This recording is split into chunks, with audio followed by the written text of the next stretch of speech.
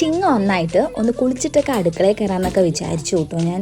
പക്ഷേ വിചാരം മാത്രമേ ഉള്ളൂ, അതൊന്നും ഒരിക്കലും നടക്കാറില്ല. രാവിലെ എനിക്ക് കുളിക്കാൻ നല്ല മടിയാണ് കേട്ടോ. അപ്പോൾ ഇന്ന് ശനിയാഴ്ച എന്ന് പറഞ്ഞിട്ട് വലിയ കാര്യമൊന്നുമില്ല. ഞാൻ ഇനി കുട്ടിക്ക് ക്ലാസ്സുള്ളൊരു ദിവസം തന്നെയാണ് കേട്ടോ. അപ്പോൾ രാവിലെ എണിച്ചിട്ട് അവൾക്ക് കൊണ്ടുപോകാൻ വേണ്ടിയിട്ട് അപ്പവും കടലക്കറിയാണ് ഉണ്ടാക്കണത്. അപ്പോൾ കടലക്കറിക്ക് ഞാൻ മുളക് നോക്കിയപ്പോൾ കണ്ടില്ല. അപ്പോൾ ആ ഇരുട്ടത്ത് തന്നെ പോയി പറിച്ചു കേട്ടോ. മുളകിട്ടില്ലെങ്കിൽ ഒരു ടേസ്റ്റ് ഉണ്ടാവില്ലല്ലോ. ഇന്നത്തെ കടലക്കറി തേങ്ങ അരച്ച് നന്നായിട്ടൊന്ന് വെക്കാൻ വിചാരിച്ചു കേട്ടോ. അല്ലെങ്കിൽ എൻ്റെ വെറും തട്ടിക്കൂട്ട് കടലക്കറി ആയിരിക്കും. എങ്ങനെ പെട്ടെന്നൊരു കടലക്കറി ഉണ്ടാക്കാമെന്നായിരിക്കും എൻ്റെ ചിന്ത ഇപ്പോൾ കേട്ടോ. അപ്പോൾ കാരണം സമയം എനിക്ക് കിട്ടാറില്ല, നേരെ വൈകിട്ടാണല്ലോ എണിക്കൽ ഞാൻ.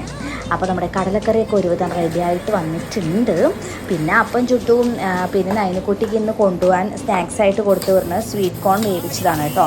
എൻ്റെ അടുക്കളയിലത്തെ പണിയൊക്കെ കഴിഞ്ഞാൽ പിന്നെ നൈനൊന്നും വിളിക്കലായിട്ടോ. അവളെ കുളിപ്പിച്ച് റെഡിയാക്കലായിരിക്കും.